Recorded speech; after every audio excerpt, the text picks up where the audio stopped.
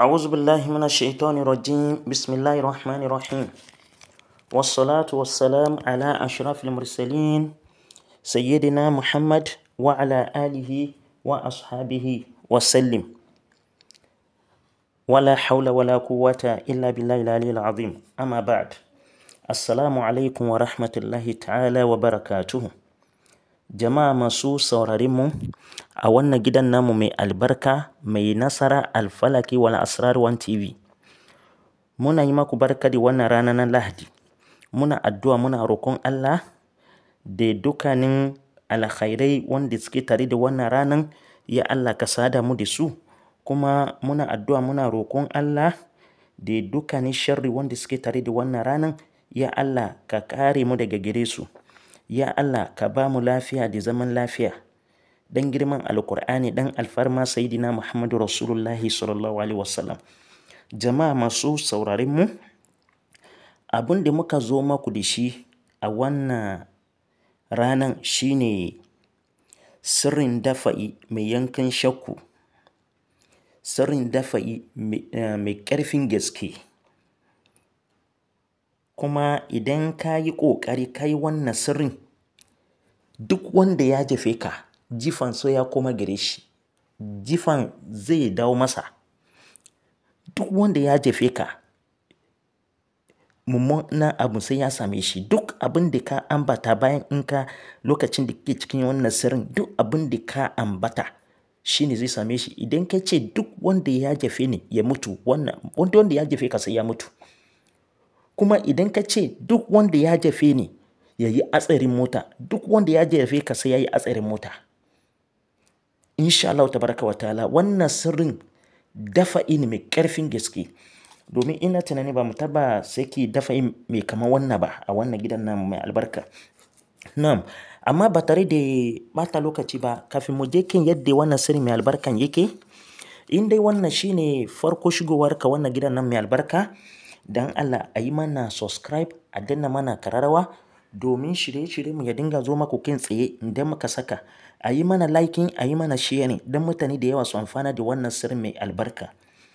Yadda ake yin wannan sirrin shine kamar haka. A farko dai za ka samu kaza, akwai wani kaza wanda ake ce masa mai fingi-fingi. Za ka gan duk gashinsa yana jujjuyawa haka yana tasowa zai jujjuya. Shine ake ce masa kaza mai fingi-fingi. Mace ake samu kazan mace, ba namiji ba, mace mai fingi-fingi. Idan ka samu wannan kazar sai ka adana shi a gefe. Sannan sai ka samu wuƙa sabo mai kaifi sosai, sabo mai kaifi. Idan ka samu shi ma sai ka ajiye a gefe. Sannan sai ka sami ƙayar addu'a 129, ƙayar addu'a 129. Sai ka wanke wannan ƙayar. Idan ka gama wanke wannan ƙayar shi ma sai ka ajiye a gefe. Idan ka tanadi waɗannan abubuwa guda uku na kaza kuma da wuƙa mai kaifi kuma da ƙayan addu'a 129. Bayan in ka gama tanada waɗannan abubuwan da muka lissafa nan, sannan sai ka zauna ka yi rubutun Suratu Tauba. Kafa ɗaya ake rubutawa. Rubutun Suratu Tauba kafa ɗaya, amma bayan kowace aya ana rubuta Suratul Falak da Suratul Nas. Ana rubuta Falaki da Nasi. Bayan kowace aya sai ka rubuta Falaki da Nasi. Sai ka rubuta Falaki da Nasi. Misali, kamar yanzu ka san dama Suratul Tauba ba shi da bismillah. Kana fara rubutunka daga bara'atun minallahi wa rasulihi ilal ladzina ahadtum minal mushrikina. Sai ka rubuta قل أعوذ برب الفلق من شر ما علق ومن شر غاسق إذا وقب ومن شر النفاثات في العقد ومن شر حاسد إذا حسد. قل أعوذ برب الناس ملك الناس إله الناس من شر الوسواس الخناس الذي يوسوس في صدور الناس من الجنة والناس. Sannan sai ka ƙara fara aya ta biyu. Fasihu fil ardi 4 ashhur wa alamu annakum ghayra mu'jizillah wa anna Allah mukhzil kafirina. Sai ka kara rubuta Falaki maka kara rubuta Nasi. Sai ka kara ci gaba da aya ta gaba wa azanu minallahi wa rasulihi zuwa karshen ayan. Sai ka kara rubuta falaki da nasi, haka za ka ringa rubuta har sai ka gama da wannan rubutun da baki ɗaya suratu tauba. Bayan in ka gama, sai ka wanke wannan rubutun a cikin tukunyan kasa. Ka wanke wannan rubutun a ciki, amma da za a samu ruwan sama ya fi kyau.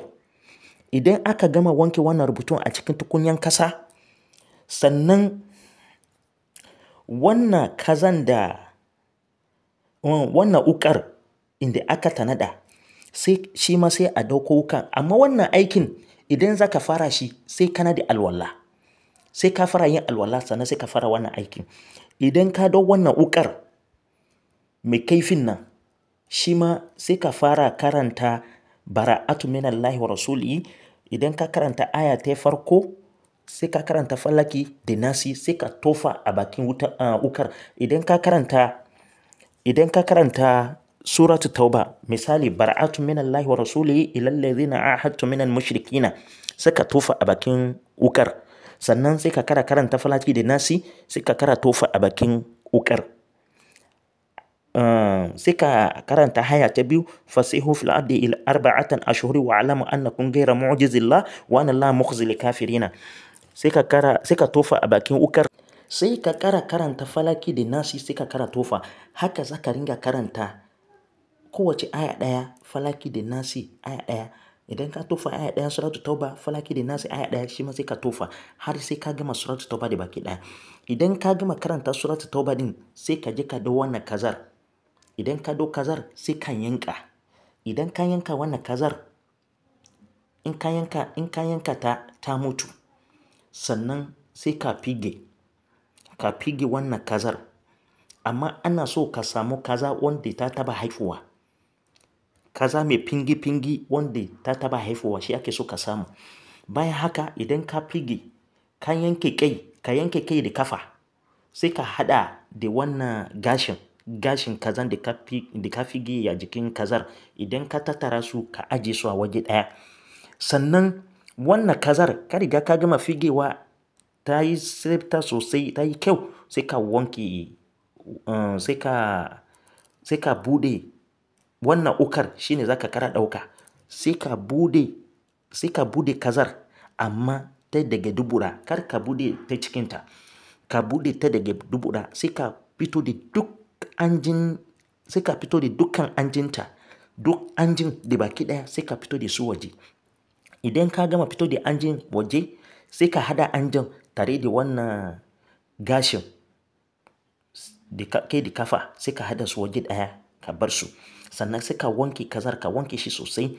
Idan ka gama wanke ta, sannan wannan ƙaya aduwar inda ka wanke ka ajiye din nan, sai ka matso da shi.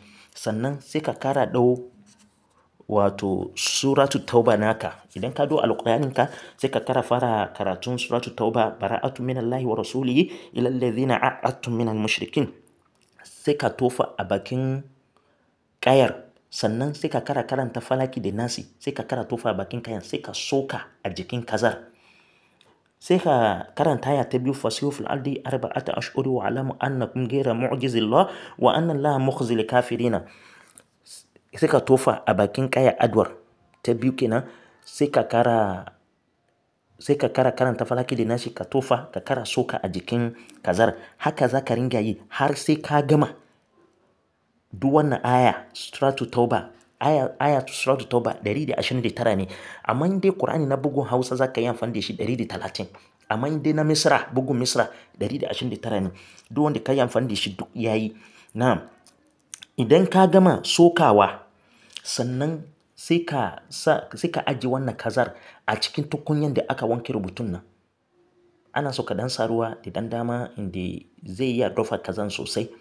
Bayan idan ka sa kazar, sai ka sa gishiri da manja kawai, ba sa wani abu. Gishiri da manja kawai ake sakawa. Sai dai idan kana da akwai wani daji da ake ce masa